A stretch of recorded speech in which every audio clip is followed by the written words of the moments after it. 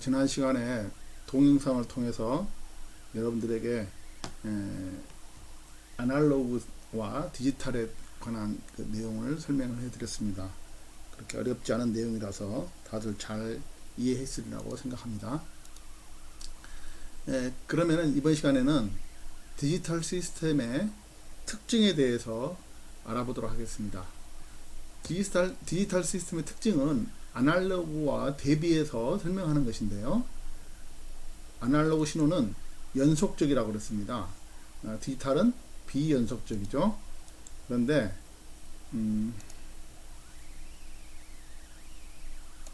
아날로그 신호는 연속적이며 신호 양이 많아서 빠른 속도로 전송이 어렵다고 그랬습니다. 예를 들면 이런 아주 음성을 예를 들어 본다면 이런 다양한 파형을 갖는 이런 아날로그 신호는 이 양이 굉장히 크기 때문에 이거를 저장한다거나 다른 시스템으로 보내주는데 어려움이 많습니다. 그러나 이것들을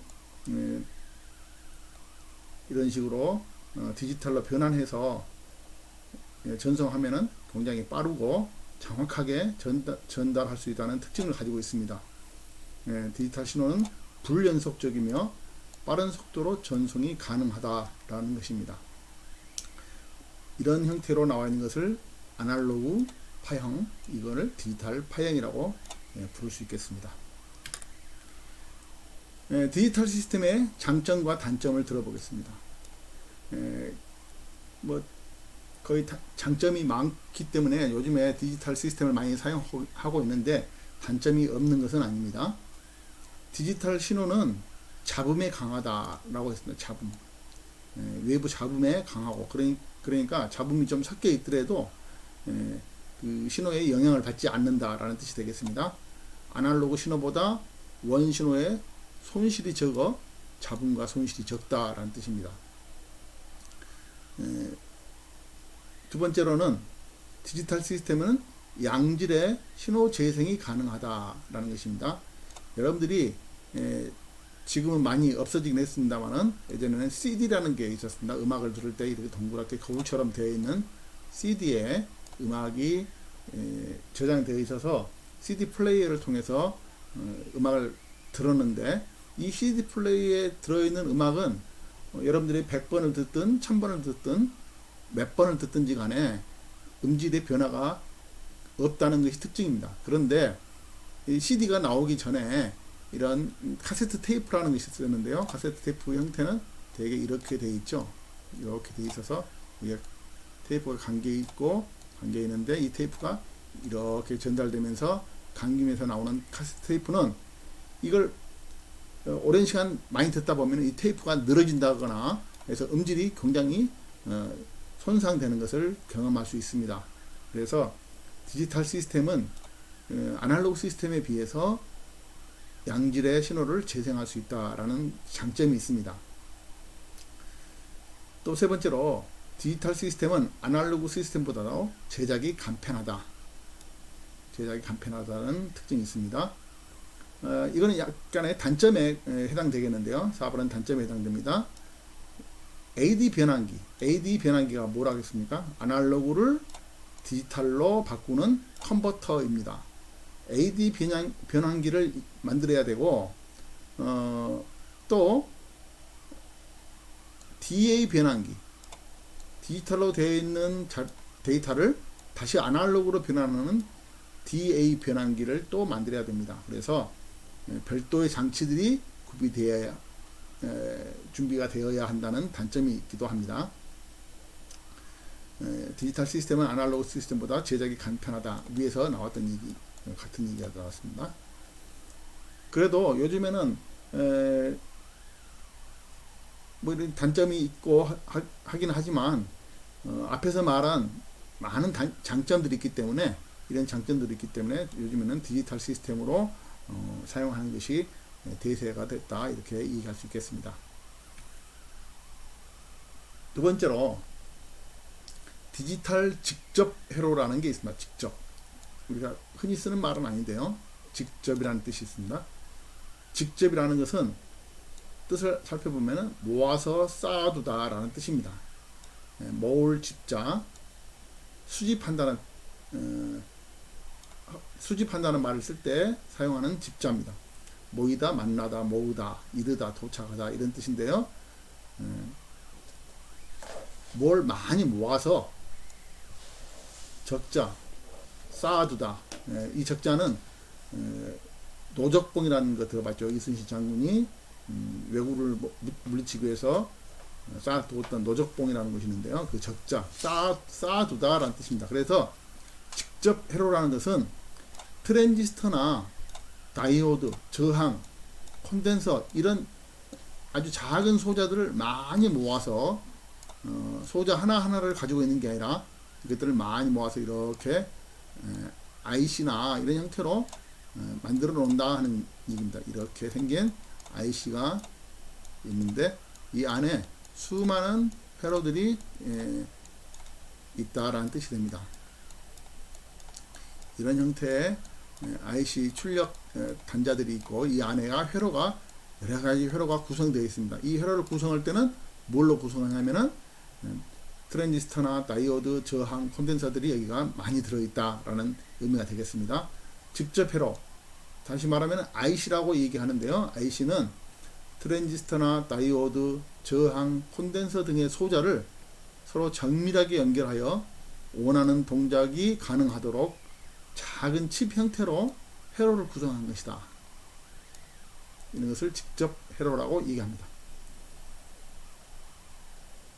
직접 회로는 그 소자가 얼마나 많은 소자가 직접이 되어 있느냐에 따라서 소규모 직접 회로하고 중규모 직접 회로, 고밀도 직접 회로, 초고밀도 직접 회로 이렇게 얘기할 수 있습니다.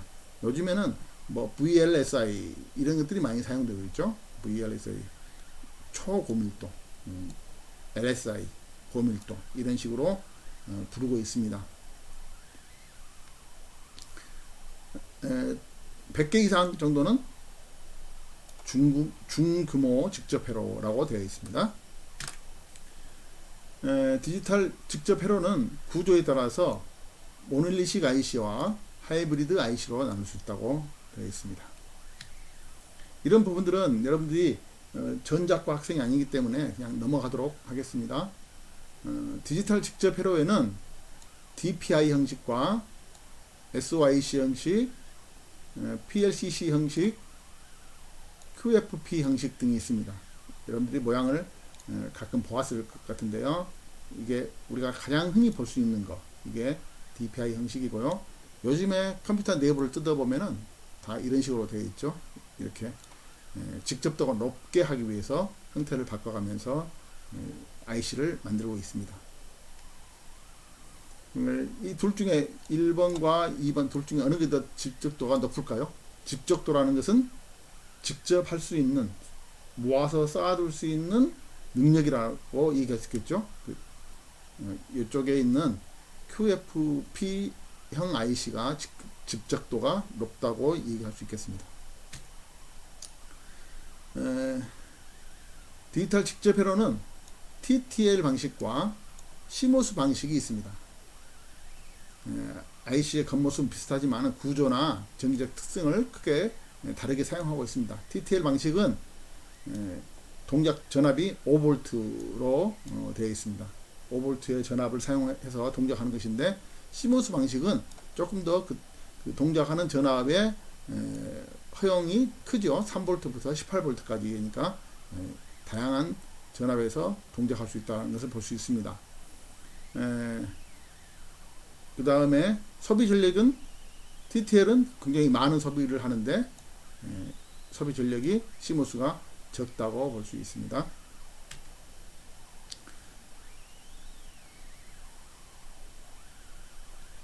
이 부분은 그냥 넘어가도록 하겠습니다. 자, 지금까지 얘기했던 것을 간단하게 정리를 해보면 디지털 시스템의 특징, 양질의 신호 재생이 가능하다 그랬죠. 그 다음에 아날로그 시스템보다 제작이 쉽다. 또 이건 단점에 해당되는데 변환기들이 필요하다. AD 변환기하고 DA 변환기가 필요하다. 또 잡음에 강하고 아날로그 신호 아날로그 신호보다 원신호의 손실이 적다. 마지막으로 추출된 신호가 적을 경우에 아날로그 신호로 완벽하게 복구할 수 없다는 문제점이 있다. 이 부분에 대해서 다시 한번 설명을 하겠습니다. 첫 시간에 선생님이 이 경기 중에 우리 음성 파형이 이렇게 나왔다고 가정을 하면은 요 음성 파형을 이렇게 된 음성 파형을 여기서 샘플링을 할 때 여기 이렇게 군데군데 샘플링을 하게 되면은 이렇게 되겠죠. 하나, 둘, 셋, 넷, 다섯, 6개 이렇게 샘플링이 될 텐데, 이거는 나중에 다시 음성 신호처럼 아날로그 신호로 변환을 하게 되면 이게 이런 식으로 변환이 된다는 얘기죠. 그래서 원래 있던 파형하고 약간의 차이를 가질 수 있다라는 뜻입니다. 이런 차이를 없애려면 어떻게 할 수 있냐면은 더 많은 샘플링을 하면 된다 그랬죠. 여기 중간에 하나씩 더 하게 되면은 이렇게 하게 되면 여기가 어떤 값을 갖기 때문에 이렇게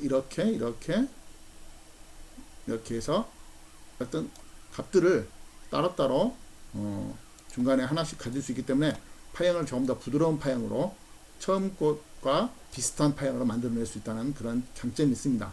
그러나 이렇게 샘플링을 아주 조밀하게 할 수 없는 이유는 어떤 이유일까요? 그 이유는 샘플링을 더 조밀하게 할수록 데이터 양이 많아지기 때문에 그렇게 한없이 조밀하게 할 수는 없다라는 단점이 있습니다.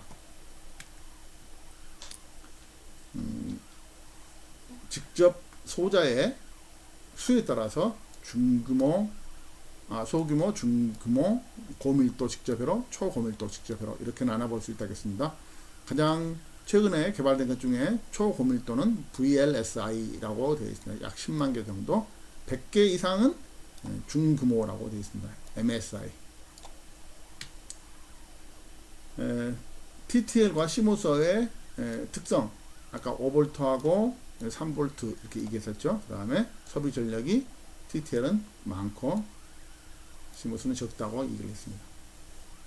자, 그러면은 마무리하는 문제를 몇 개 풀어보도록 하겠습니다. 첫 번째로 디지털 시스템의 특징에 해당하지 않는 것은 그랬습니다. 제작이 비교적 간편하다. 무엇에 비해서요?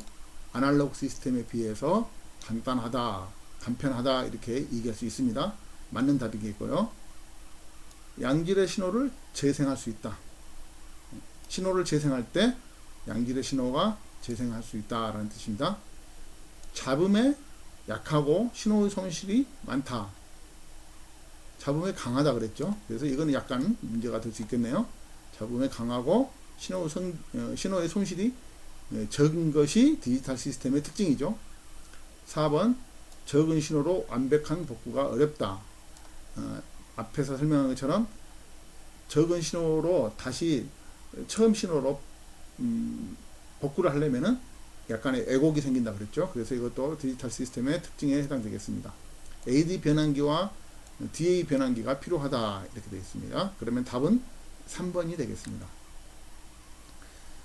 100개 이하의 소자를 사용하여 제작한 것, 100개 이하면 가장 적은 것이겠죠. 그래서 가장 큰 것은 VLSI고 가장 작은 것은 뭐예요? 소규모 SSI가 되겠습니다. 그 다음 중규모의 직접 회로에 대한 설명으로 바른 것은, 중규모라는 것은 MSI라고 부른다 이렇게 되어 있습니다.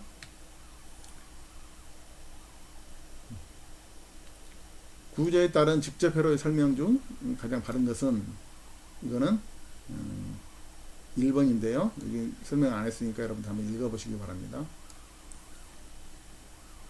TTL 계열의 직접 회로의 특징에서 TTL은 동작이 5V라고 그랬죠. 그래서 답은 1번이 되겠습니다. 소비 전력이 많다 그랬죠. 그 다음에 팬아웃이 적습니다. 팬아웃이라는 것은 어떤 의미가 되냐면은 어떤 단자에서 출력을 뽑아낼 수 있는, 출력이 나올 수 있는 단자를 의미합니다. 여기까지 해서 오늘 수업을 마치도록 하겠습니다.